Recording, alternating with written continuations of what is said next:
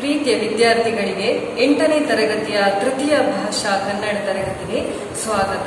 ಹಿಂದಿನ ತರಗತಿಯಲ್ಲಿ ನಾವು ಬಾಲ್ಯದ ನೆನಪುಗಳು ಎನ್ನುವಂತಹ ಪಾಠದ ಬಗ್ಗೆ ಹಾಗೆಯೇ ಕೆ ಶಿವರಾಮ ಕಾರಂತರ ಒಂದು ಲೇಖಕರ ಪರಿಚಯವನ್ನು ನೋಡಿದೆವು. ಶಿವರಾಮ ಕಾರಂತರ ಬಾಲ್ಯದ ನೆನಪುಗಳು ಯಾವೆಲ್ಲ ರೀತಿ ಇದೆ ಎನ್ನುವಂತಹ ಸ್ವಲ್ಪ ಭಾಗವನ್ನು ಹಿಂದಿನ ತರಗತಿಯಲ್ಲಿ ತಿಳಿದುಕೊಂಡಿದ್ದೇವೆ. ಅವರಿಗೆ ಶಿವರಾಮ ಕಾರಂತರಿಗೆ ಪ್ರಕೃತಿ ಅಂದ್ರೆ ತುಂಬಾ ಇಷ್ಟ. ಪ್ರಕೃತಿಯಲ್ಲಿ ಅವರು ಕೆರೆ ನೀರಿನಲ್ಲಿ ಈಜುವಂಥದ್ದು ಇರ್ಬೋದು, ಅಥವಾ ಪ್ರಕೃತಿ ವೀಕ್ಷಣೆಯನ್ನು ಮಾಡುವಂಥದ್ದು, ಅದೇ ರೀತಿ ಪ್ರಾಣಿಗಳ ಬಗ್ಗೆ ಒಂದು ಆಸಕ್ತಿಯನ್ನು ತೋರಿಸುವಂಥದ್ದು ಎಲ್ಲವನ್ನು ಸಹ ಅವರು ಹೇಳಿದ್ದಾರೆ. ಹಾಗೆಯೇ ತನ್ನ ಅಪ್ಪ, ಅಮ್ಮ, ಅಜ್ಜಂದಿರು ಎಲ್ಲರೂ ಸಹ ಅವರನ್ನು ತುಂಬಾ ಪ್ರೀತಿಯಿಂದ ನೋಡ್ಕೊಳ್ತಾ ಇದ್ರು. ಅವರಿಗೆ ನಡೆಯಲು ತ್ರಾಣವಿಲ್ಲದಾಗ ಅವರನ್ನು ಏನ್ ಮಾಡ್ತಾ ಇದ್ರು, ಹಿಂದಿನ ಕಾಲದಲ್ಲಿ ಎಲ್ಲ ದೂರ ಈ ವಾಹನಗಳ ಒಂದು ವ್ಯವಸ್ಥೆ ಇರಲಿಲ್ಲ, ದೂರ ನಡ್ಕೊಂಡೇ ಹೋಗ್ತಾ ಇದ್ರು. ಆದ್ರಿಂದ ಅಂತಹ ಸಮಯದಲ್ಲಿ ಇವರಿಗೆ ನಡೀಲಿಕ್ಕೆ ಸಾಧ್ಯವಾಗದೇ ಇರುವಾಗ ಎಲ್ಲರೂ ಸಹ ಅವರನ್ನು ಮುದ್ದಿನಿಂದ ಎತ್ತಿಕೊಂಡೇ ಹೋಗ್ತಾ ಇದ್ರು ಎಂಬುದಾಗಿ ತಿಳಿಸ್ತಾರೆ. ಅದೇ ರೀತಿ ಅವರು ಒಂದು ಕೋಟ ಎನ್ನುವಂತಹ ಅವರು ಪ್ರದೇಶದಲ್ಲಿ ಅವರು ಜನಿಸಿದ್ದು. ಆ ಕೋಟಕ್ಕೆ ಇನ್ನೊಂದು ಹೆಸರು ವರುಣ ತೀರ್ಥ ಅಂತ ಹೇಳಿ ಕರೀತಾರೆ. ಅದರ ಒಂದು ಪೂರ್ವದಲ್ಲಿ, ಪಶ್ಚಿಮದಲ್ಲಿ, ಹಾಗೆಯೇ ಯಾವುದು ಪಡುವಣ ಅಂದ್ರೆ ಪಶ್ಚಿಮ, ಮೂಡಣ ಅಂದ್ರೆ ಪೂರ್ವ ದಿಕ್ಕಿನಲ್ಲಿ ಭತ್ತದ ಗದ್ದೆಯ ಒಂದು ಏನಿದೆ ಆಚೆ ಈಚೆ ಭತ್ತದ ಗದ್ದೆ ಎಂಬುದು ಬೆಳೀತಾರೆ. ಅದಕ್ಕೆ ಏನು ಬೇಕು, ನೈಸರ್ಗಿಕವಾದ ಗೊಬ್ಬರ ಬೇಕು. ನೈಸರ್ಗಿಕವಾದ ಗೊಬ್ಬರ ಹಾಗೆ ನಮ್ಗೆ ದೊರಕುವುದಿಲ್ಲ. ಹೇಗೆ ದೊರಕುತ್ತದೆ ನಮ್ಗೆ ಅಂದ್ರೆ ಅವರ ಕಾಡನ್ನು ಅದಕ್ಕೋಸ್ಕರ ಬೆಳೆಸ್ತಾ ಇದ್ರು. ಆ ಗೊಬ್ಬರಕ್ಕೋಸ್ಕರ ಕಾಡಿನ ಒಂದು ಸೊಪ್ಪನ್ನು ತಂದು ಆ ಗೊಬ್ಬರವನ್ನು ಮಾಡ್ತಾ ಇದ್ರು. ಅದೇ ರೀತಿ ಅವರು ಬೆಳೆಸಿದಂತಹ ಆ ಹಳ್ಳಿಯ ಜನರು ಬೆಳೆಸಿದಂತಹ ಒಂದು ಕಾಡಿನೊಳಗೆ ಶಿವರಾಮ ಕಾರಂತರು ಹೋಗ್ತಾ ಇದ್ರು. ಯಾಕೆ ಹೋಗ್ತಾ ಇದ್ರು? ಅಲ್ಲಿರುವಂತಹ ಒಂದು ಕೆಂಪಾದ ಹಣ್ಣುಗಳನ್ನು, ಕಿಸ್ಕಾರ ಹಣ್ಣುಗಳನ್ನು, ಹಾಗೆ ಗೋವೆ ಹಣ್ಣು ಅಂದ್ರೆ ಗೇರು ಬೀಜದ ಹಣ್ಣುಗಳನ್ನಿರ್ಬೋದು, ನೇರಳೆ ಹಣ್ಣುಗಳನ್ನಿರ್ಬೋದು ಕೊಯ್ಲಿಕ್ಕೋಸ್ಕರ ಅವರು ಹೋಗ್ತಾ ಇದ್ರು ಅಂತ ಹೇಳಿ ಹೇಳ್ತಾರೆ. ಅದೇ ರೀತಿ ವರ್ಣತೀರ್ಥ ಅಂತ ಹೇಳಿ ಹೇಳ್ತಾರಲ್ಲ, ಏನು ಅಂತ ಹೇಳಿ ಅದನ್ನು ಹೇಳ್ತಾರೆ. ಅಂದ್ರೆ 4 ಸುತ್ತಲೂ ಕಲ್ಲು ಕಟ್ಟಿದಂತಹ ಕೆರೆ, ಅದು ಬಲು ವಿಶಾಲವಾದ ಕೆರೆ. ಆದ್ರೆ ಅಲ್ಲಿ ಅಷ್ಟು ಹೆಚ್ಚು ಆಳವಾದ ಕೆರೆಯಲ್ಲ, ಸೊಂಟದ ತನಕ ನೀರು ಬರುವಂತ ಅಷ್ಟೇ ಆಳವಾದಂತಹ ಕೆರೆ. ಆದ್ರಿಂದಾಗಿ ಇವರು ಸುಲಭವಾಗಿ ಅದರಲ್ಲಿ ಈಜಲು, ಇವರ ಗೆಳೆಯರ ಜೊತೆ ಇವರು ಸಹ ಈಜಲು ಕಲಿತಾರೆ. ಹಾಗೆ ಅದರಲ್ಲಿ ಅವರು ಈಜಲು ಕಲೀಲಿಕ್ಕೆ ಎಷ್ಟೋ ಸಲ ನೀರಿನಲ್ಲಿ ಇಟ್ಟು ಹೊರಳಾಡ್ತಾರೆ. ಈ ರೀತಿಯಾಗಿ ಎಲ್ಲವೂ ಸಹ ತಮ್ಮ ಬಾಲ್ಯದ ನೆನಪುಗಳನ್ನು ಅದೇ ರೀತಿ ಆ ಒಂದು ಏನು ಕೆರೆ ಇದೆ ವರುಣತೀರ್ಥ, ಅದರ ಸುತ್ತಲೂ ಪಕ್ಷಿಗಳು ಅಂದ್ರೆ ಒಂದು ಮರ, ಹೊನ್ನೆ ಮರ ಅಂತ ಹೇಳಿ ಅಲ್ಲಿ ಕೊಕ್ಕರೆಗಳು ಬಂದು ವಾಸಿಸ್ತಾರೆ. ಯಾವ ರೀತಿ ಪ್ರಕೃತಿಯಲ್ಲಿ ಒಂದಕ್ಕೊಂದು ಸಂಬಂಧ ಇರ್ತದೆ. ಅಂದ್ರೆ ಒಂದು ಏನು ಮರವನ್ನು ಆಶ್ರಯಿಸಿಕೊಂಡು ಯಾವ್ದಿರ್ತದೆ, ಪಕ್ಷಿಗಳು ಅಥವಾ ಪ್ರಾಣಿಗಳು, ಬೇರೆ ಬೇರೆ ಪ್ರಾಣಿಗಳು ಅದರಲ್ಲಿ ನೆಲೆಸಿರ್ತದೆ. ಹಾಗೆ ಪಕ್ಷಿಗಳು ಸಹ ಅದರ ಹಣ್ಣುಗಳನ್ನು ತಿಂದು ನೆಲೆಸಿರ್ತದೆ. ಅದೇ ರೀತಿ ಆ ಮರವು ಏನಾಗಿರ್ತದೆ, ಈ ನೀರಿನ ಆಶ್ರಯವನ್ನು ಪಡೆದಿರ್ತದೆ. ಈ ರೀತಿಯಾಗಿ ಒಂದಕ್ಕೊಂದು ಸಂಬಂಧವು ಇರುತ್ತದೆ. ಅದೇ ರೀತಿ ನೀರ್ಕಾಗೆಗಳು ಎಲ್ಲಿಂದಲೂ ಒಂದು ಕಡೆಯಿಂದ ಇನ್ನೊಂದು ಕಡೆಗೆ ವಲಸೆ ಹೋಗುವಂತಹ ನೀರ್ಕಾಗೆಗಳೇ, ನೀಳ ಕಪ್ಪು ಬಣ್ಣದ ಒಂದು ನೀರ್ಕಾಗೆ ಏನಿದೆ ಅದು ಸಹ ಆ ಒಂದು ಕೆರೆಯಲ್ಲಿ ಈಜಾಡ್ತದೆ. ಹಾಗೆ ಮಿಂಚುಳ್ಳಿ ಅಂತ ಮಿಂಚಿನ ವೇಗದಲ್ಲಿ ಬಂದು ಮೀನಿನ ಬೇಟೆಯನ್ನು ಆಡುವಂತಹ ಒಂದು ಆ ಪಕ್ಷಿಯು ಸಹ ಬಂದು ಅಲ್ಲಿ ಕೆರೆಯಲ್ಲಿ ಇರುವಂತಹ ಮೀನನ್ನು ಕುಕ್ಕಿ ತಿಂತದೆ. ಈ ರೀತಿಯಾಗಿ ಅವರೆಲ್ಲ ತಾನು ಏನು ಬಾಲ್ಯದಲ್ಲಿ ನೋಡಿದ್ದೇನೆ ಎನ್ನುವಂತಹ ಎಲ್ಲವನ್ನು ಸಹ ಅವರು ಪ್ರಕೃತಿಯ ವೀಕ್ಷಣೆ, ಹಾಗೆಯೇ ಆ ಪ್ರಾಣಿಗಳ ಜೊತೆ ಆಟವಾಡಿದಿರ್ಬೋದು, ಅಲ್ಲಿ ಇರುವ ನೀರಿನ ಜೊತೆ ಆಟವಾಡಿದಂಥದ್ದು ಎಲ್ಲವನ್ನು ಸಹ ನಿಮಗೆ ಹೇಳಿದ್ದಾರೆ. ನಮ್ಮಲ್ಲಿ ಹೊಳೆಯಿದೆ, ಕಡಲಿದೆ ಎಂದರೆ ನಿಮಗೆ ಬಾಯಲ್ಲಿ ನೀರು ಊರಿತು.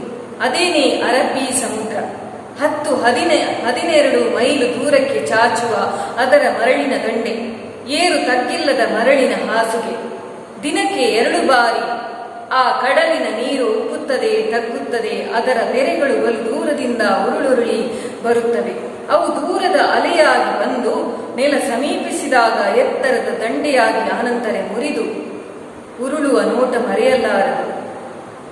ನಮ್ಮಲ್ಲಿ ಹೊಳೆಯಿದೆಯೇ, ಕಡಲಿದೆ ಅಂದ್ರೆ ಎಲ್ಲರಿಗೂ ಸಹ ಇಷ್ಟವಾಗುವುದು. ಒಂದು ಊರಿನಲ್ಲಿ, ಊರು ಎಂದ ಮೇಲೆ ಎಲ್ಲವೂ ಸಹ ಇರ್ತದೆ. ಬೇರೆ ಬೇರೆ ತರಹದ ಕೆರೆಗಳಿರ್ಬೋದು, ಕಡಲು, ವಿಶಿಷ್ಟವಾದ ಪ್ರದೇಶಗಳು ಎಲ್ಲ ಊರಿನಲ್ಲಿಯೂ ಸಹ ಇರ್ತದೆ. ಅದೇ ರೀತಿ ಇವರು ಹೇಳ್ತಾರೆ, ಅವರ ಒಂದು ಊರಿನಲ್ಲಿ ಏನಿದೆ, ಹೊಳೆ ಇದೆ, ಕಡಲಿದೆ ಅಂತ ಹೇಳುವಾಗ ಎಲ್ಲರಿಗೂ ಸಹ ಆಸೆ ಆಗ್ಬೋದು, ನಮ್ಮ ಊರಿಗೆ ಬರಬೇಕು ಅಂತ ಹೇಳಿ.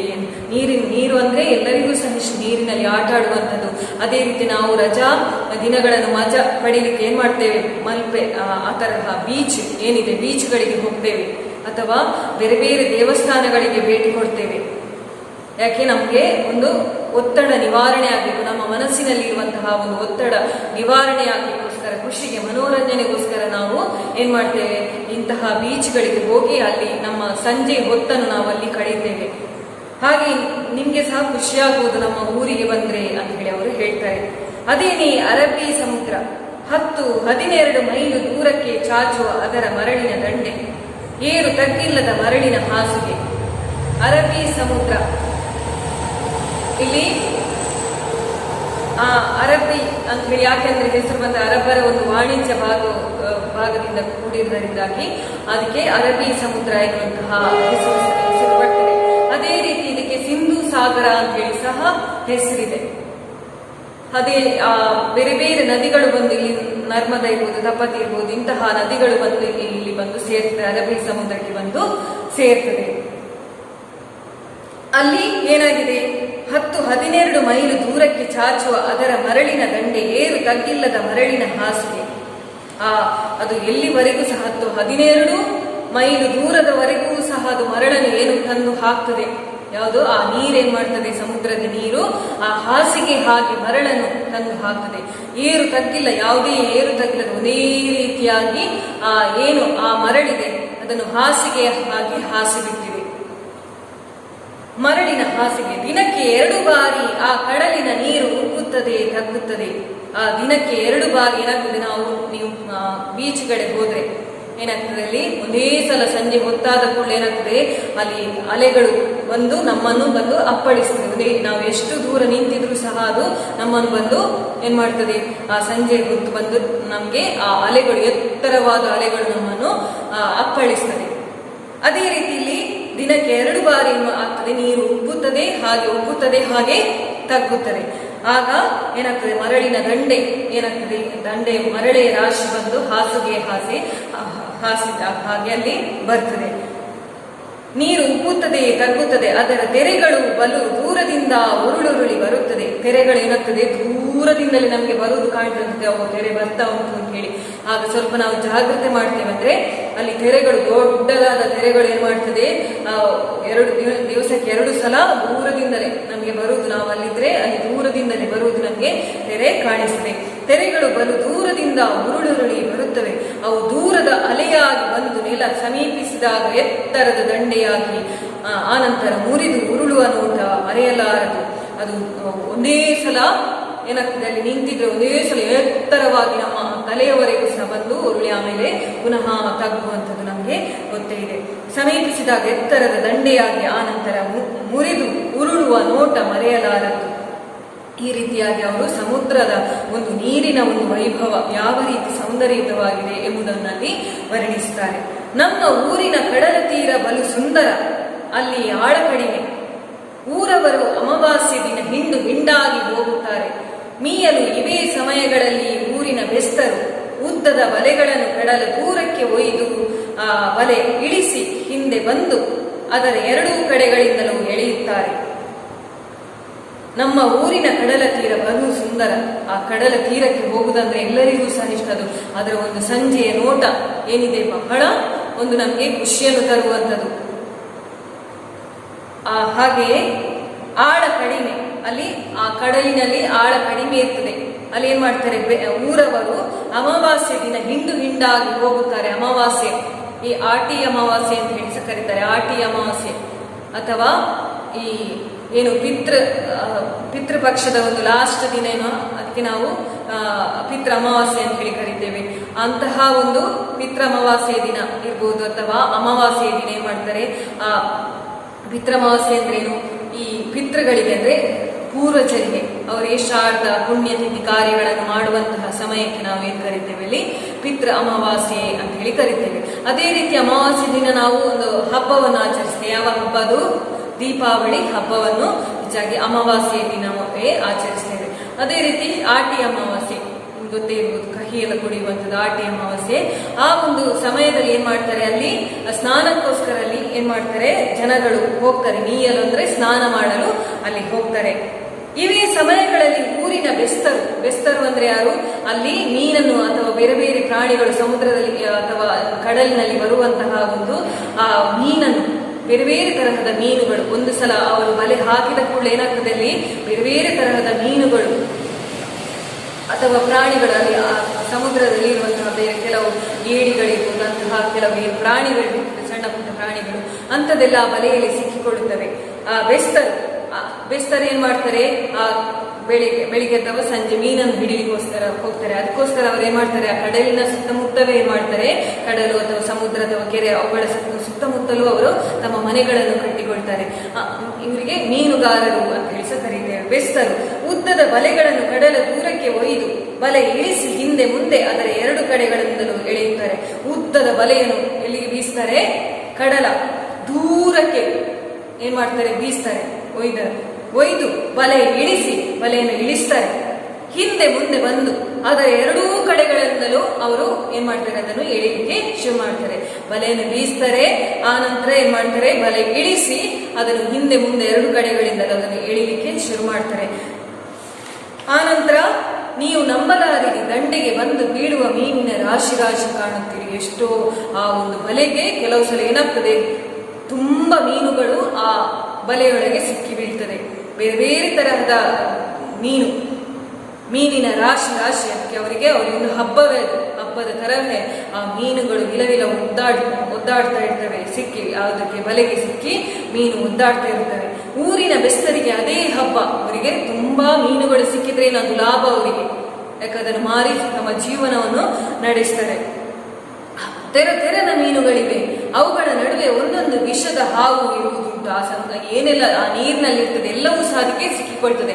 ಕೆಲವು ಸಲ ಏನಾಗ್ತದೆ, ಬೇರೆ ಬೇರೆ ಪ್ರಾಣಿಗಳು, ಏಡಿ ಮುಂತಾದವ ಹಾಗೆ ಕೆಲವು ವಿಷದ ಹಾವುಗಳು ಸಹ ಕೆಲವು ಸಲ ಬರುವುದುಂಟು ಆ ಬೆಸ್ತರ ಒಂದು ಬಲೆಗೆ. ಈ ರೀತಿಯಾಗಿ ಅವರು ಯಾವೆಲ್ಲ ರೀತಿ ಕಡಲಿಗೆ ಬೆಸ್ತರು ಯಾವ ರೀತಿ, ಜನರು ಯಾವ ರೀತಿ ಖುಷಿಯಿಂದ ಕುಣಿದಾಡ್ತಾರೆ ಆ ನೀರಿನಲ್ಲಿ ಎಂಬುದಾಗಿ ಹೇಳ್ತಾರೆ. ಇಷ್ಟನ್ನೆಲ್ಲ ಕೇಳಿದ ನಿಮಗೆ ನಮ್ಮ ಊರಿಗೆ ಬಂದು ಇರುವ ಮನಸ್ಸಾಗಿತು. ನಮ್ಮ ಊರಲ್ಲಿ ಇನ್ನೇನಿಲ್ಲವೇ ಎಂದು ಕೇಳುವಿರಿ. ಇಲ್ಲದೇ ಉಂಟೆ ಊರೆಂದ ಮೇಲೆ ಇರಲೇಬೇಕು. ಇಷ್ಟನ್ನೆಲ್ಲ ಕೇಳಿದ ನಿಮಗೆ ಏನು ಇಷ್ಟೇ ಇರುವುದು ಅಂತ ಹೇಳಲಿಕ್ಕಿಲ್ಲ. ಊರು ಎಂದ ಮೇಲೆ ನಮಗೀಗ ನಮ್ಮ ಸುತ್ತಮುತ್ತಲೂ ಸಹ ನಾವು ಉಡುಪಿ ಅಂದ್ರೆ ಎಷ್ಟೋ ಪ್ಲೇಸ್ಗಳು, ನಮಗೆ ಪ್ರವಾಸಿ ತಾಣಗಳು, ನಮಗೆ ಅಂದ್ರೆ ಎಷ್ಟೋ ಪ್ಲೇಸ್ಗಳಿಗೆ ನಾವು ಹೋಗಿರೋ ನಮ್ಮ ಊರಿನಲ್ಲಿ ಇದ್ರೂ ಸಹ ನಾವೇನ್ ಮಾಡ್ತೇವೆ, ಆ ನಮ್ಮ ಊರಿನಲ್ಲಿರುವಂತಹ ಕೆಲವು ಪ್ರವಾಸ ತಾಣಗಳಿಗೆ ಹೋಗದೆ ಏನ್ ಮಾಡ್ತೇವೆ, ಬೇರೆ ಊರಿನಲ್ಲಿರುವಂತಹ ಏನ್ ಮಾಡ್ತೇವೆ, ಬೇರೆ ಬೇರೆ ಪ್ರವಾಸಗಳಿಗೆ ಹೋಗ್ತೇವೆ. ನಮ್ಮ ಊರಲ್ಲೇ ಇರುವಂತಹ ಕೆಲವು ತಾಣಗಳಿಗೆ ನಾವು ಹೋಗಿರುವುದಿಲ್ಲ. ಹಾಗೆಯೇ ಎಷ್ಟೋ ಪ್ಲೇಸ್ಗಳಿರ್ತದೆ ನಾವು ನೋಡದಂತಹ ವಿಚಿತ್ರವಾದ. ಊರೆಂದ ಮೇಲೆ ಎಲ್ಲಾ ಕಡೆಗಳಲ್ಲೂ ಸಹ ಬೇರೆ ಬೇರೆ ವಿಚಿತ್ರ ಒಂದು ವೈಚಿತ್ರ್ಯಗಳು, ಪ್ರಕೃತಿಯಲ್ಲಿ ವೈಚಿತ್ರ್ಯಗಳು ನಡೀತಾನೆ ಇರ್ತವೆ. ಈ ಜಲಪಾತ ಅಂತ ಹರಿಯುವಂಥದ್ದಿರ್ಬೋದು, ಮಳೆಗಾಲದಲ್ಲಿ ಜಲಪಾತಗಳು ಹರಿಯುವಂಥದ್ದಿರ್ಬೋದು, ಹಾಗೆ ಐತಿಹಾಸಿಕ ಸ್ಥಳಗಳಿರ್ಬೋದು, ಅದೇ ರೀತಿ ಕೆಲವು ಕೆರೆಗಳಿರ್ಬೋದು, ನದಿಗಳಿರ್ಬೋದು, ಎಲ್ಲವೂ ಸಹ ಒಂದೊಂದು ಊರಿನಲ್ಲಿ ಒಂದೊಂದು ವೈಚಿತ್ರ್ಯತೆ ಇರ್ತದೆ. ಅದೇ ರೀತಿ ಇವರ ಊರಿನಲ್ಲಿ, ಶಿವರಾಮ ಕಾರಂತರ ಊರಿನಲ್ಲಿ ಸಹ ಇದೆ. ಅದೇ ನಾವು ಏನ್ ಮಾಡ್ತೇವೆ, ನಮ್ಮ ಊರಿನಲ್ಲಿ ಇರುವಂತಹ ಸ್ಥಳಗಳಿಗೆ ಹೋಗದೆ ದೂರದ ಬೆಟ್ಟ ನುಣ್ಣಗೆ ಅಂತ ಹೇಳಿ ಕರಿತೇವೆ. ಅದೇ ರೀತಿ ನಮ್ಮ ಊರಿನಲ್ಲಿರುವಂತಹ ಇತಿಹಾಸವನ್ನು ನಾವು ತಿಳ್ಕೊಳ್ಳದೆ ಬೇರೆ ಊರಿಗೆ ಏನ್ ಮಾಡ್ತೇವೆ, ಪ್ರವಾಸಕ್ಕೆ ಹೋಗ್ತೇವೆ. ಈ ರೀತಿಯಾಗಿ ನಮ್ಮ ಊರಿನಲ್ಲಿರುವಂತಹ ಪ್ರವಾಸವನ್ನು ನಮ್ಮ ಪ್ರವಾಸಿ ಸ್ಥಳಗಳಿಗೆ ಭೇಟಿ ಕೊಟ್ಟು ನಂತರ ಬೇಕಾದ್ರೆ ನಾವು ಏನ್ ಮಾಡ್ಬೋದು, ಬೇರೆ ಬೇರೆ ಸ್ಥಳಗಳ ಪ್ರವಾಸವನ್ನು ಹೋಗುವಂತಹ ಕೆಲಸವನ್ನು ಮಾಡ್ಬೋದು. ಈ ರೀತಿಯಾಗಿ ಅವರು ಹೇಳ್ತಾರೆ ಏನಂದ್ರೆ, ನೀವು ಇಷ್ಟೇ ಊರಿನಲ್ಲಿರುವಂತಹ ಇಷ್ಟೇ ಇರುವುದಾ ಅಂತ ಹೇಳಿ ಕೇಳ್ಬೋದು ಅಂತ ಹೇಳಿದ್ರೆ, ಊರಿನಲ್ಲಿ ಬೇರೆ ಬೇರೆ ಸ್ಥಳಗಳು ಇದ್ದೇ ಇರ್ತದೆ, ಬೇರೆ ಬೇರೆ ಐತಿಹಾಸಿಕ ಸ್ಥಳಗಳು ಇದ್ದೇ ಇರ್ತವೆ. ಅದರಲ್ಲಿ ವಿಶೇಷತೆ ಇಲ್ಲದೆ ಉಂಟಾ ಅಂತ ಹೇಳಿ ಶಿವರಾಮ ಕಾರಂತರು ಹೇಳ್ತಾರೆ. ಈ ರೀತಿಯಾಗಿ ಅವರ ಬಾಲ್ಯದ ನೆನಪುಗಳನ್ನು, ತಮ್ಮ ಬಾಲ್ಯದಲ್ಲಿರುವಂತಹ ಸವಿಯಾದ ನೆನಪುಗಳನ್ನು ಯಾವ ರೀತಿ ನೆನಪಿಸಿಕೊಳ್ತಾರೆ ಎಂಬುದಾಗಿ ನಿಮಗೆ ಹೇಳಿದ್ದಾರೆ. ನೆಕ್ಸ್ಟ್ ನಾವು ಭಾಷಾಭ್ಯಾಸದಲ್ಲಿ ಕೆಳಗಿನ ಪದಗಳನ್ನು ಬಿಡಿಸಿ ಬರೆಯಿರಿ ಅಂತ ಹೇಳಿ ಪುಟ ಸಂಖ್ಯೆ 33ರಲ್ಲಿ ನೋಡಿ. ಕೆಳಗಿನ ಪದಗಳನ್ನು ಬಿಡಿಸಿ ಬರೆಯಿರಿ. 4 ಬಿಡಿಸಿ ಬರೆಯಿರಿ. 4 ಕೂಡಿಸು 6. 4 ಹೇಳುವಾಗ ಏನ್ಮಂತಲ್ಲಿ ಹೂ ಬಂದು ಕೂಡಿಸು ಆಕಾರ ಬಂತು. ನಾನು ಹಿಂದಿನ ತರಗತಿಯಲ್ಲಿ ಹೇಳಿದ್ದೆ, ಏನ್ ಹೇಳಿದೆ, ಕನ್ನಡದಲ್ಲಿ ಲೋಪ ಸಂಧಿ, ಆಗಮ ಸಂಧಿ ಮತ್ತೆ ಆದೇಶ ಸಂಧಿ. ಕನ್ನಡ ಸಂಧಿಗಳು ಯಾವುದಿಲ್ಲ? ಲೋಪ ಸಂಧಿ, ಆಮೇಲೆ ಆಗಮ ಸಂಧಿ, ಇನ್ನೊಂದು ಆದೇಶ ಸಂಧಿ ಅಂತ ಹೇಳಿ ಕನ್ನಡ ಸಂಧಿಗಳು ಅಂತ ಕರೀತೇವೆ.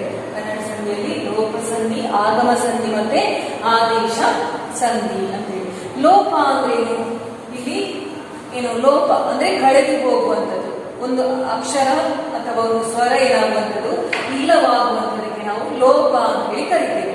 ಅದೇ ರೀತಿ ಆಗಮ ಹೆಸರಿಗೆ ಬೀಳುವಂತೆ ಆಗಮ ಅಂದ್ರೆ ಬರುವಂಥದ್ದು, ಹೊಸದಾಗಿ ಒಂದು ಅಕ್ಷರ ಬರುವಂಥದಕ್ಕೆ ನಾವು ಏನ್ ಕರಿತೇವೆ? ಆಗಮ ಸಂಧಿ ಅಂತ ಹೇಳಿ. ಆದೇಶ ಸಂಧಿ ಅಂದ್ರೆ ಆದೇಶವಾಗುವಂಥದ್ದು. ಈಗ ಉದಾಹರಣೆಗೆ ಕ ವ್ಯಂಜನ ಉಂಟು, ತ ವ್ಯಂಜನ ಉಂಟು, ಪ ವ್ಯಂಜನ ಉಂಟು. ಈ ಕ ವ್ಯಂಜನಕ್ಕೆ ಏನಾಗ್ತದೆ? ಕ ಖ ಗ. ಅದೇ ವ್ಯಂಜನದ ಮೂರನೇ ವ್ಯಂಜನ ಆದೇಶವಾಗಿ ಬರ್ತದೆ. ಕ ಗ ಗ, ತ ತ ದ, ಪ ಪ ಬ. ಈ ರೀತಿಯಾಗಿ ಈ ಕ ತ ಪಗಳಿಗೆ ಅದೇ ವ್ಯಂಜನದ ಮೂರನೇ ವ್ಯಂಜನ ಆದೇಶವಾಗಿ ಬರುವುದಕ್ಕೆ ನಾವು ಏನ್ ಕರೀತೇವೆ? ಆದೇಶ ಸಂಧಿ. ನೆಕ್ಸ್ಟ್ ಅದು ಉದಾಹರಣೆ ನಿಮಗೆ ಬರ್ತದೆ. ಯಾವುದು ಅಂತ ಹೇಳಿ ಗೊತ್ತಾಯ್ತಲ್ಲ? ಈಗ ಕ ತ ಪಗಳಿಗೆ ದ ದ ಪಗಳು ಆದೇಶವಾಗಿ ಬಂದ್ರೆ ಅದಕ್ಕೆ ನಾವು ಆದೇಶ ಸಂಧಿ ಅಂತ ಹೇಳಿ ಕರಿತೇವೆ. ಇಲ್ಲಿ ಲೋಪ ಸಂಧಿ ಅಂದ್ರೆ ಒಂದು ಅಕ್ಷರ ಅಥವಾ ಒಂದು ಸ್ವರವು ಪೂರ್ವ ಪದದಲ್ಲಿರುವ ಒಂದು ಸ್ವರವು ಲೋಪವಾಗಿ ಹೋಗುವುದಕ್ಕೆ ನಾವು ಲೋಪ ಸಂಧಿ ಅಂತ ಹೇಳಿ ಕರಿತೇವೆ. ಈಗ ನೋಡಿ, ಇದಕ್ಕೆ ನಾವು ಪೂರ್ವ ಪದ ಅಂತ ಹೇಳಿ ಕರಿತೇವೆ. ಇದಕ್ಕೆ ಏನ್ ಕರಿತೇವೆ? ಉತ್ತರ ಪದ ಅಂತ ಹೇಳಿ ಕರಿತೇವೆ. ಈಗ ಪ್ಲಸ್ ಈಚೆದಕ್ಕೆ ಇದಕ್ಕೆ ನಾವು ಪೂರ್ವ ಪದ ಅಂತ ಹೇಳಿ ಕರಿತೇವೆ. ಇದಕ್ಕೆ ಈ ಶಬ್ದಕ್ಕೆ ಉತ್ತರ ಪದ ಅಂತ ಹೇಳಿ ಕರಿತೇವೆ. ಪ್ಲಸ್ ಆಚೆ ಉತ್ತರ ಪದ ಅಂತ ಹೇಳಿ ಕರಿತೇವೆ. ಇಲ್ಲಿ ಏನಾಯ್ತು? 4 ಹೇಳುವಾಗ ಕು ಕುಡಿಸು ಹೂ ಅಲ್ವಾ? ಕು ಕುಡಿಸು ಹೂ ಅಂತ ಹೇಳಿ 4 ಹೂಕಾರ ಬಂತು. ಇಲ್ಲಿ ನಾವು ಅದನ್ನು ಕೂಡಿಸಿ ಬರೆಯುವಾಗ ಏನಾಗ್ತದೆ? 4 ಇಲ್ಲಿ ಹೂಕಾರ ಎಂಬುದೇನಾಗ್ತದೆ? ಹೂಕಾರ ಲೋಪವಾಗಿ ಹೋಗ್ತದೆ. ಕೂಡಿಸಿ ಬರೆಯುವಾಗ ಹೂಕಾರ ಲೋಪವಾಗಿ ಹೋಗ್ತದೆ. ಆದ್ರಿಂದ ಏನು? ಲೋಪ ಸಂಧಿ. ಇದು ಲೋಪ ಸಂಧಿಗೆ ಉದಾಹರಣೆ.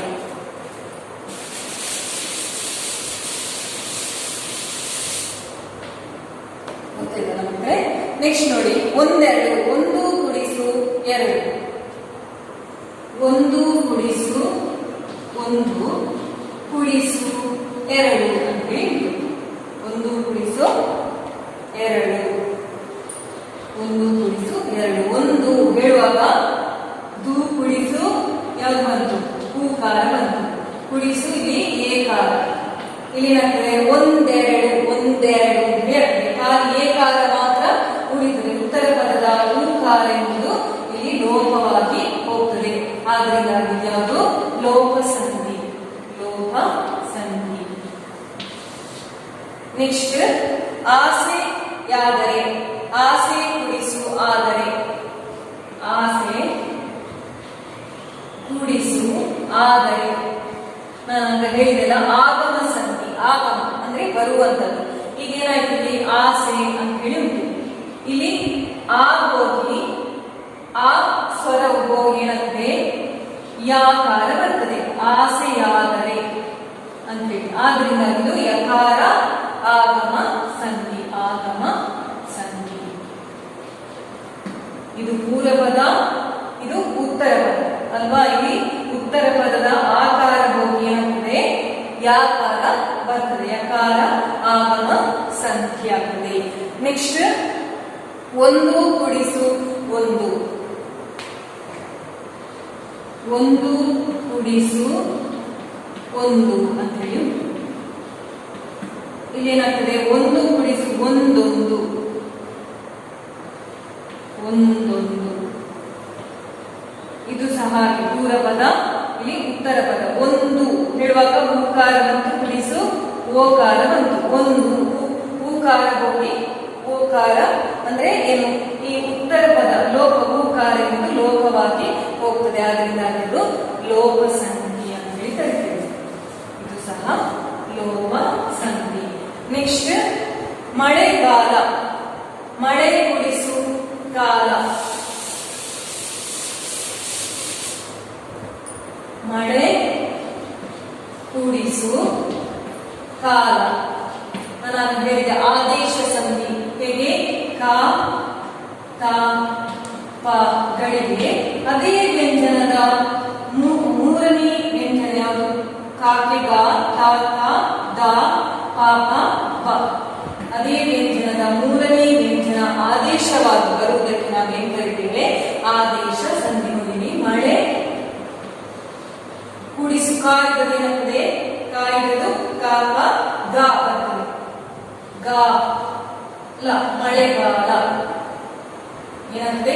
ಕಾತಾಪಗಳಿಗೆ ಗಾದಾಪಗಳು ಆದೇಶ. ಅದೇ ರೀತಿ ಕಕಾರಕ್ಕೆ ಗಕಾರವು ಆದೇಶವಾಗಿದೆ. ಆದ್ದರಿಂದ ಇದು ಆದೇಶ ಸಂಧಿ ಅಂತ ಹೇಳಿ ಕರೀತೀವಿ. ಈ ರೀತಿಯಾಗಿ ನೆಕ್ಸ್ಟ್ ಯಾವುದುಂಟು?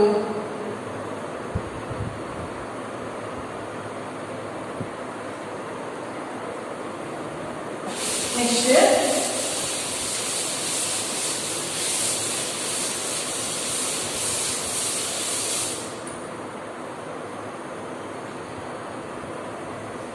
ದಂಡೆಯಾಗಿ. ದಂಡೆ ಕುಡಿಸು, ದಂಡೆ ಕುಡಿಸು ಆಗಿ, ದಂಡೆಯಾಗಿ ಹೇಳಿದ ನಾನು. ದಂಡೆಯಾಗಿ ಹೌದು, ಯಕಾರ ಬಂತು, ಆಗಮ ಸಂಧಿ ಹೇಳಿದ. ನೆಕ್ಸ್ಟ್ ಇದು ಕುಡಿಸಿ ಹೇಗೆ ಬರೆಯುವುದು? ದಂಡೆ ಯಾಗಿ ಎಂಬುದಾಗಿ ಬರೆಯುತ್ತದೆ. ನೆಕ್ಸ್ಟ್ ಚಿಕ್ಕವನಿದ್ದಾಗ, ಚಿಕ್ಕವನು ಕುಡಿಸು ಇದ್ದಾಗ. ಚಿಕ್ಕವನು ಕುಡಿಸಿದ್ದಾಗ ಏನಾಗ್ತದೆ? ಚಿಕ್ಕವನಿದ್ದಾಗ ಎಂಬುದಾಗಿ ಆಗ್ತದೆ. ಚಿಕ್ಕವನಿದ್ದಾಗ ಇದು ಸಹ ಏನಾಗ್ತದೆ? ಚಿಕ್ಕವನು ಹೂಕಾರ, ಪೂರ್ವ ಪದದ ಹೂಕಾರವು ಲೋಪವಾಗಿ ಹೋಗ್ತದೆ. ಮತ್ತೆರಡು ಹೇಳಿದೆ ನಾನು. ನೆಕ್ಸ್ಟ್ ಈಗ 4 ಹೇಳಿದೆ, 1 ಹೇಳಿದೆ. ಆಸೆಯಾದರೆ, ಆಸೆ ಕುಡಿಸು ಆದರೆ, ಅದು ಆಕಾರ ಹೋಗಿ ಯಕಾರ ಆಗಮವಾಗುವುದು. ಬೇರೊಂದು, ಬೇರೆ ಕುಡಿಸು, ಬೇರೆ ಕೂಡಿಸು ಒಂದು. ಬೇರೆ ಹೇಳುವಾಗ ಏಕಾರ, ಕೂಡಿಸು ಒಂದು.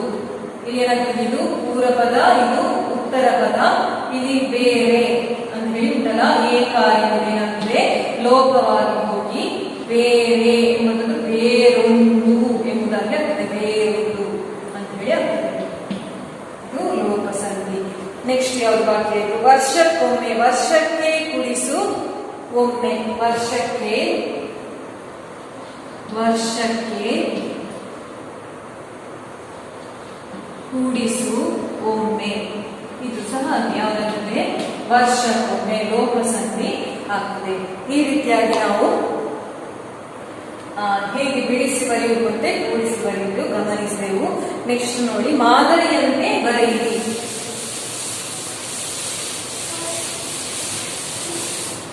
ಮಾದರಿಯಂತೆ ಬರೆಯಿರಿ ಅಂತ ಹೇಳಿ ಉಂಟು.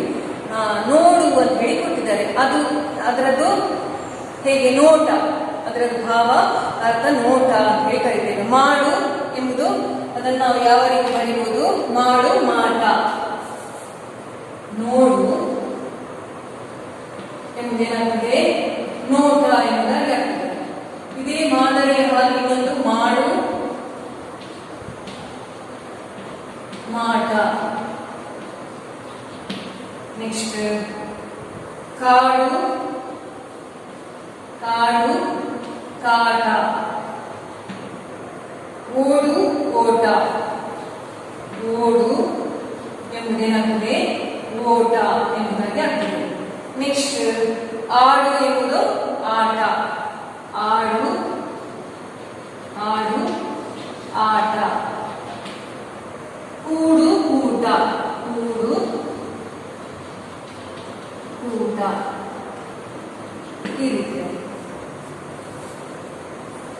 ನೆಕ್ಸ್ಟ್ ಯಾವುದು ಕೊಟ್ಟಿದ್ದಾರೆ, ಮಾದರಿಯಂತೆ ಬಿಟ್ಟ ಸ್ಥಳಗಳನ್ನು ಭರ್ತಿ ಮಾಡಿ ಅಂತ ಹೇಳಿ ಕೊಟ್ಟಿದ್ದಾರೆ ಅಲ್ವಾ. ಅನಿಸಲಿ, ಅನಿಸದು, ಅನಿಸೀತು ಏನಾಗ್ತದೆ ಆಗಲಿ ಕೆಳಗೆ ಮಾಡಲಿ ಎಂಬುದು ಮಾಡಲಿ, ಅಲ್ಲಿ ಅನಿಸದು ಅಂತ, ಹಾಗೆ ಏನಾಗ್ತದೆ ಮಾಡದು, ಏನಾಗ್ತದೆ ಮಾಡದು, ಮಾಡದು. ನೆಕ್ಸ್ಟ್ ಮಾಡೀತು. ಸಿಕ್ಕಲಿ ಅಥವಾ ಸಿಗಲಿ, ಸಿಗದು ಏನಾಗ್ತದೆ ಮಾಡೀತು ಎಂಬುದಾಗಿ ಕೊಟ್ಟಿದೆ. ಸಿಕ್ಕೀತು ಎಂಬುದಾಗಿ ಆಗ್ತದೆ ಸಿಕ್ಕೀತು, ಸಿಕ್ಕೀತು. ನೆಕ್ಸ್ಟ್ ಬಿಡಲಿ, ಯಾವುದು ಬಿಡದು, ಬಿಡದು, ಬಿಡದು. ನೆಕ್ಸ್ಟ್ ಕೊಡಲಿ, ಕೊಡದು, ಕೊಟ್ಟೀತು, ಕೊಡದು, ಕೊಟ್ಟೀತು. ಕೇಳಲಿ, ಕೇಳದು, ಕೇಳೀತು, ಕೇಳದು.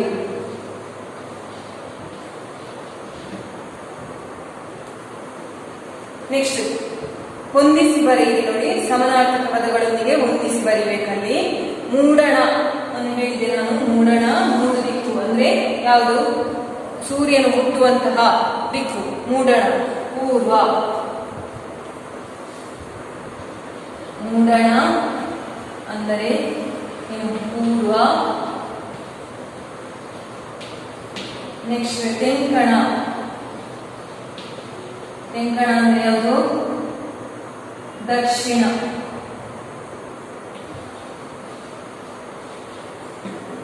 ನೆಕ್ಸ್ಟ್ ಪಡುವಣ, ಪಡುವಣ ಪಶ್ಚಿಮ. ನೆಕ್ಸ್ಟ್ ಬಡಗಣ ಅಂದ್ರೆ ಉತ್ತರ, ಬಡಗಣ ಅಂದರೆ ಉತ್ತರ. ಈ ರೀತಿಯಾಗಿ ಕೆಳಗಿನ ಪದಗಳನ್ನು ಬಳಸಿ ಅರ್ಥವತ್ತಾದ ವಾಕ್ಯಗಳನ್ನು ರಚಿಸಿರಿ. ಇದನ್ನು ನೀವೇ ರಚಿಸಬೇಕು. ಸಂತೋಷ, ಮಳೆಗಾಲ, ಗುಮ್ಮ, ದೈತ್ಯ, ದೈತ್ಯ ಅಂದ್ರೆ ದೊಡ್ಡ ಆಕಾರ, ದೈತ್ಯಾಕಾರದ ಮರ ಅಂತ ಹೇಳಿ ಆ ರೀತಿಯಾಗಿ. ಕೆಳಗಿನ ಪದಗಳನ್ನು ಓದಿ ಹೇಳಿಕೊಂಡು ಬರೆಯಿರಿ. ನೀವೇ ಅದನ್ನು ಓದಿ ಮತ್ತೆ ಬರಿಬೇಕು ನೋಟ್ಸಲ್ಲಿ. ಕೆಳಗಿನ ಚಿತ್ರಗಳನ್ನು ಆಧರಿಸಿ ಎರಡೆರಡು ವಾಕ್ಯಗಳನ್ನು ರಚಿಸಿ. ಇದು ಚಿತ್ರವನ್ನು ನೋಡಿ ಮತ್ತೆ ಎರಡೆರಡು ವಾಕ್ಯಗಳನ್ನು ನಿಮ್ಮ ನೋಟ್ಸಲ್ಲಿ ಬರೆದ್ರೆ ಆಯ್ತು. ನೆಕ್ಸ್ಟ್ ನಿಮ್ಮ ಊರಿನ ಸೊಬಗನ್ನು 8-10 ವಾಕ್ಯಗಳಲ್ಲಿ ಬಣ್ಣಿಸಿರಿ. ನಿಮ್ಮ ಊರಲ್ಲಿ ಏನಾದರೂ ವಿಶೇಷತೆ ಇದೆಯಾ ಅದನ್ನು ನಿಮ್ಮ 8-10 ವಾಕ್ಯಗಳಲ್ಲಿ ನೀವು ನಿಮ್ಮ ನೋಟ್ಸ್ ಅಲ್ಲಿ ಬರಿಬೇಕು. ನೆಕ್ಸ್ಟ್ ವ್ಯಾಕರಣ ವಿಭಾಗವನ್ನು ನೋಡುವ.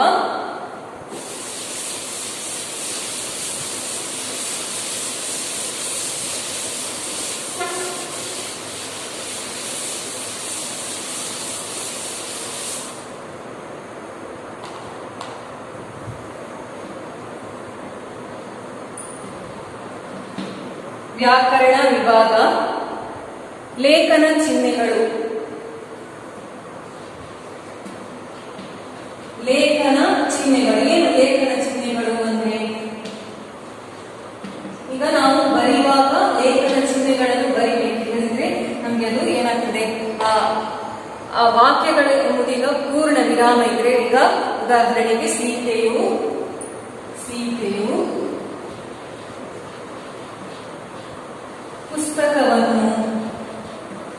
ಪುಸ್ತಕವನ್ನು ಓದಿದಳು ಅಂತ ಹೇಳಿ ನಾವೇನು ಅಲ್ಲಿ ಪೂರ್ಣ ವಿರಾಮವನ್ನು ಹಾಕ್ತೇವೆ. ಇಂಥದಕ್ಕೆ ನಾವು ಏನ್ ಕರಿತೇವೆ, ಲೇಖನ ಚಿಹ್ನೆ ಅಂತ ಹೇಳಿ ಕರಿತೇವೆ. ಒಂದು ವೇಳೆ ಇಲ್ಲಿ ಏನು ಬರೆಯಲಿ ನಾವು ಕಂಟಿನ್ಯೂ ಮಾಡ್ತಾ ಓದಿದಳು ಅಂತ ಹೇಳಿ ಪುನಃ ಏನು ಫುಲ್ ಸ್ಟಾಪ್ ಇಲ್ಲದೆ ಅದನ್ನ ಏನ್ ಮಾಡ್ತೇವೆ, ಬರಿತಾ ಹೋದ್ರೆ ಅದು ಏನು ಸಹ ಅರ್ಥ ಆಗುದಿಲ್ಲ. ಅದಕ್ಕೆ ಅಥವಾ ಇದಕ್ಕೆ ಏನಾದ್ರು ಕ್ವಶನ್ ಮಾರ್ಕ್ ಹಾಕಿದ್ರೆ ಏನಾಗ್ತದೆ, ಅದು ಸಹ ನಮ್ಗೆ ಅರ್ಥ ಆಗುದಿಲ್ಲ. ಯಾಕಂದ್ರೆ ಅದು ಪ್ರಶ್ನಾರ್ಥಕ, ಪ್ರಶ್ನೆಯ ಒಂದು ಇದಲ್ವ, ವಾಕ್ಯ ಅಲ್ಲ. ಆದ್ರಿಂದ ಅದಕ್ಕೆ ಸರಿಯಾಗಿ ವಾಕ್ಯಕ್ಕೆ ಸರಿಯಾಗಿ ನಾವೇನ್ ಮಾಡ್ಬೇಕು, ಅಲ್ಲಿ ಚಿಹ್ನೆಗಳನ್ನು ಬಳಸಬೇಕಾಗ್ತದೆ. ಆದ್ರಿಂದಾಗಿ ನಾವು ಲೇಖನ ಚಿಹ್ನೆಗಳನ್ನು ಓದುವುದು ಅತ್ಯಂತ ಅವಶ್ಯಕವಾಗಿದೆ. ಬರವಣಿಗೆಯಲ್ಲಿ ಲೇಖನ ಚಿಹ್ನೆಗಳ ಪಾತ್ರ ಅತ್ಯಂತ ಪ್ರಮುಖವಾದುದು. ಲೇಖನಿ ಚಿಹ್ನೆಗಳಿಲ್ಲದ ಬರವಣಿಗೆಯು ಸ್ಪಷ್ಟ ಅರ್ಥವನ್ನು ಕೊಡದೆ ಅನೇಕ ತೊಡಕುಗಳಿಗೆ ಕಾರಣವಾಗುತ್ತದೆ. ಆದುದರಿಂದ ಲೇಖನ ಚಿಹ್ನೆಗಳ ಕಡೆಗೆ ಗಮನ ಹರಿಸುವುದು ಅವಶ್ಯಕ. ಬರವಣಿಗೆಯಲ್ಲಿ ಲೇಖನ ಚಿಹ್ನೆಗಳನ್ನು ಉಪಯೋಗಿಸುವುದರಿಂದ ಬರವಣಿಗೆಗೊಂದು ಬೆಲೆ ಬರುತ್ತದೆ. ಈ ರೀತಿಯಾಗಿ ನಾವು ಲೇಖನ ಚಿಹ್ನೆಗಳನ್ನು ಮುಂದಿನ ತರಗತಿಯಲ್ಲಿ ಕಲಿಯುವ. ಧನ್ಯವಾದಗಳು.